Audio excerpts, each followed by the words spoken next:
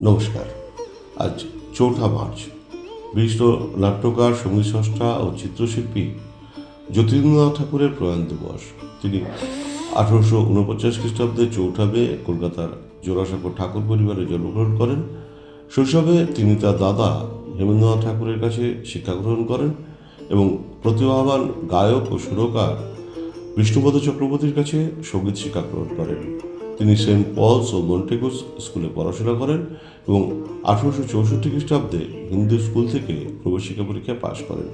তারপর প্রেসিডেন্সি কলেজে fine arts পড়ার সময় থিয়েটারের প্রতি আকৃষ্ট হয়ে পড়াশোনা ছেড়ে দেন।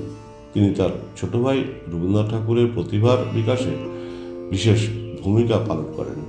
তিনি একটি পারিবারিক নাট্য দল গঠন করেন ও ১৮৬৫ খ্রিস্টাব্দে জোড়াসাঁকোর নাট্যশালায় প্রথম মাইকেল মধুসূদন দত্তের কৃষ্ণকুমারী নাটকটি মঞ্চস্থ করেন।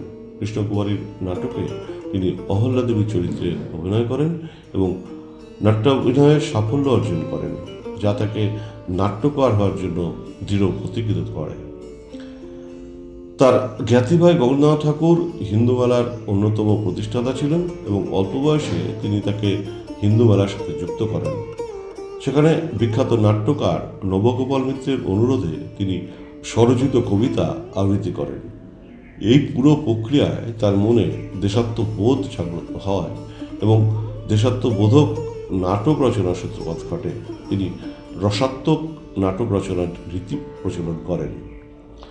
তার মেজ ভাই সত্যেন্দ্রনাথ ঠাকুরের সাথে আহমেদাবাদে থাকার সময় ১৮৬৭ খ্রিস্টাব্দে তিনি সেতার ও আঁকা শেখেন এবং দক্ষ পিয়ানো, ভায়োলিন, হারমোনিয়াম ও সেতার বাদক হিসাবে নিজেকে প্রতিষ্ঠিত করেন।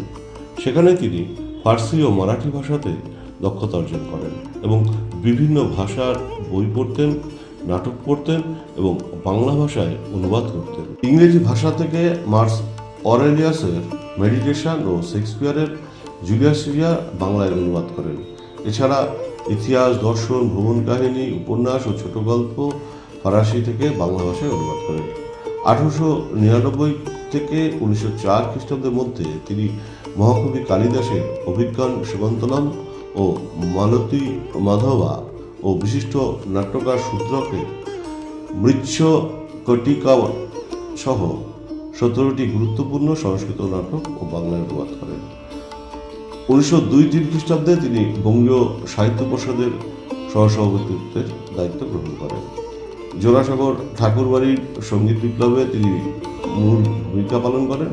সাহিত্য ও সঙ্গীতে তার সঙ্গী ছিলেন বিশিষ্ট কবি ও সাহিত্যিক অক্ষয়চন্দ্র চৌধুরী এবং পরে রবীন্দ্রনাথ ঠাকুর তাদের সাথে যোগদান করেন। সেখানে তিনি সুর সৃষ্টি করতেন ও পিয়ানো বাজাতেন এবং অক্ষয়চন্দ্র ও রবীন্দ্রনাথ সেগুলোতে কথা যোগ করতেন। তিনি রবীন্দ্রনাথের মায়ার খেলার নৃত্যনাট্যে ব্যবহৃত ২০টি গানের সুরকার। অঙ্কন ও স্কেচে তিনি আগ্রহী ছিলেন। পরিবারের অনেক সদস্যের পোর্ট্রেট অঙ্কন করেন। রবীন্দ্রনাথ ঠাকুরের বিভিন্ন প্রকারের স্কেচ তিনি করেন। তার প্রায় ২০০০টি স্কেচ রবীন্দ্রভারতী বিশ্ববিদ্যালয়ে সংরক্ষিত আছে। উইলিয়াম রোদেনস্টাইন তার স্কেচ দেখে চমৎকৃত হন এবং খুশি হয়ে 25 collotypes from the original drawings of Jatindranath Thakur নামে একটি বই ইংল্যান্ডে প্রকাশিত করেন ও প্রচুর স্কেচ ইংল্যান্ডে প্রদর্শনের জন্য নিয়ে যান।